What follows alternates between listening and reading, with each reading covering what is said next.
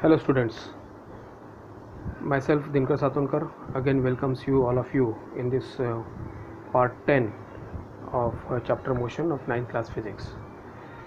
Up till part 9 we have studied about the graphical representation, and in this graphical representation we have seen that what the different types of graphs and the presentation of the graphs with respect to motion that we are going to study in this graphical representation that we have seen. And we have also seen the distance time graph for when an object is at rest. So while discussing the distance and distance versus time graph for the object which is rest, we have seen that the nature of the graph is in such a way that it is a horizontal line which is parallel to the x-axis, which tells us that the object at rest, and when the object is at rest the graph appears to be a horizontal line which is parallel to the x-axis. Moving little bit ahead, today in this part we are going to see about the distance and time graph, but this distance and time graph for uniform motion. Now what is uniform motion? That uniform motion definition we have already came across. Uniform motion of an object is called to be a uniform motion when object covers equal distance in equal interval of time. So imagine that an object is in motion, and that motion of an object is a uniform motion. So when an object is performing the uniform motion, we can place the distance time graph, and that distance time graph again it will be in the form of time will be on the x-axis, and distance covered by the object now it is on y-axis. Now the difference is that here the motion of an object is a uniform motion. For sake of understanding, we will consider one example over here. So let us imagine an object which is performing the motion. I have given the time and the respective distance which is covered during that duration of the time, that intervals of the time. It has been plotted in this particular observation table. So you will see that in left hand side it is the time which is in second, and on right hand side it is the distance covered in meters for that particular interval of the time. So in this time we have considered over the time intervals as such, from 1 second to 2 seconds, from 2 seconds to 3 seconds, from 3 seconds to 4 seconds and onwards.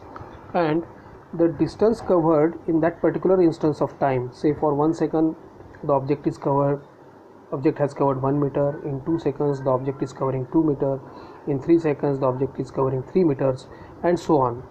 Now if I plot the graph of these observation table for these quantities, then I will plot the time on x-axis, because time, I already told you that it is an independent quantity. We have to place the independent quantities on x-axis and dependent quantities on the on y-axis. So here you are going to see that on x-axis it is 1 second, 2 second, 3 second, 4 second, 5 second and onwards. And on distance I have plotted on y-axis, that is 1 meter, 2 meter, 3 meter, 4 meter and so on.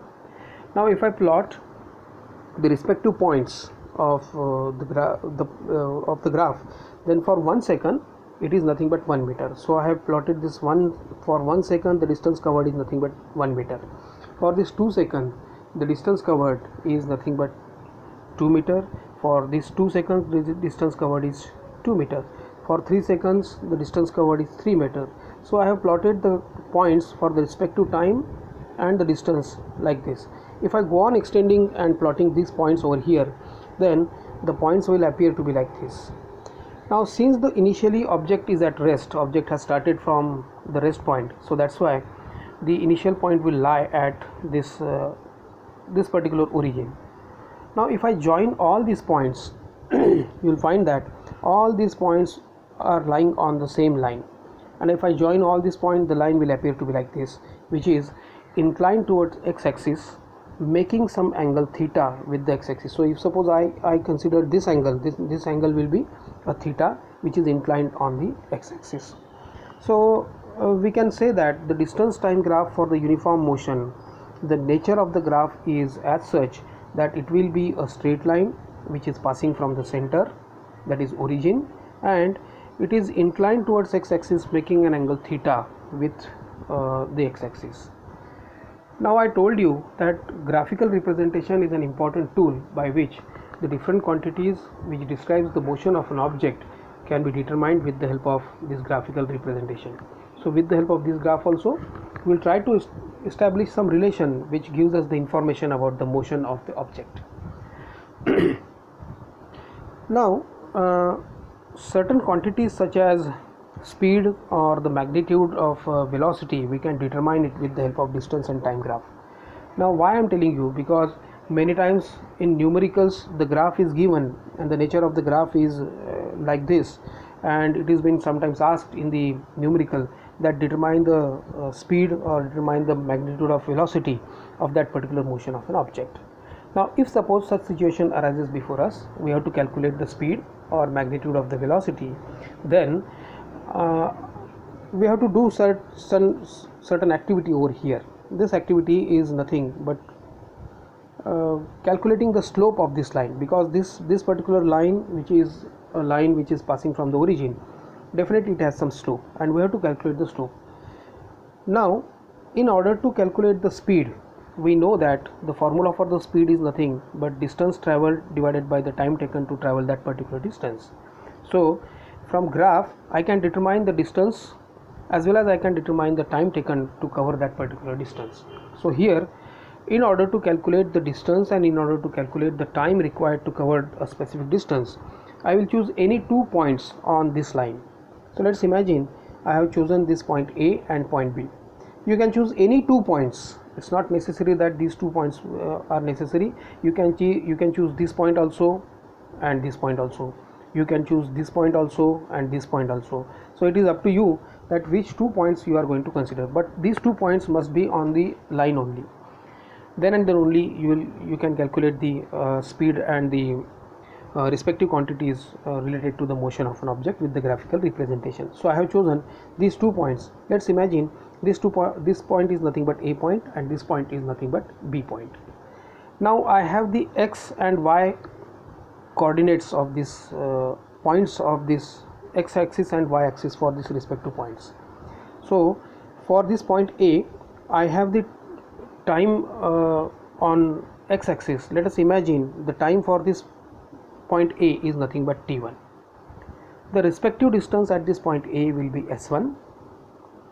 Similarly, for this point B, the time is nothing but t2 on this x-axis, and the respective distance which is covered at this particular distance is nothing but s2. So here I will get 2 points for the time and the 2 points for the distance covered by the object. So let's imagine t1 and t2 are the 2 times on the x-axis, and s1 and s2 are the 2 distances on the y-axis. Now the distance traveled between these 2 points and the time taken by the object to travel this the motion of an object between these 2 points I can easily take, and these I can consider with the help of this t1 and t2 and s1 and s2. So distance traveled between these 2 points, I can calculate the difference between these 2 points, that is nothing but s2 minus s1, and the time taken to travel this particular distance is nothing but t2 minus t1. So here now if I want to calculate this difference in the distances, that is nothing but distance, difference in the time, that is nothing but time. But if you look carefully in this particular graphical representation, if I extend these lines and these lines ahead, then I will get a right angle triangle, which is the triangle ACB. Now if this line makes an angle theta, definitely here this angle will also be the theta. So now we are interested in some kind of treatment with this right angle triangle. Now if you look carefully, then this s2 minus s1, I can write this particular segment, that is nothing but BC, and for this t2 minus t1 in this triangle, I can write this segment, that is nothing but CA. So this s2 minus s1 will be written as BC, and this t2 minus t1 will be written as CA. But if I apply the trigonometric property of this particular triangle, right angle triangle, then I can see that the tan theta of this particular angle will definitely in this triangle give me BC divided by AC, which is same as that of the BC divided by CA. So for this BC divided by CA, I can write BC divided by CA will be is equals to tan theta.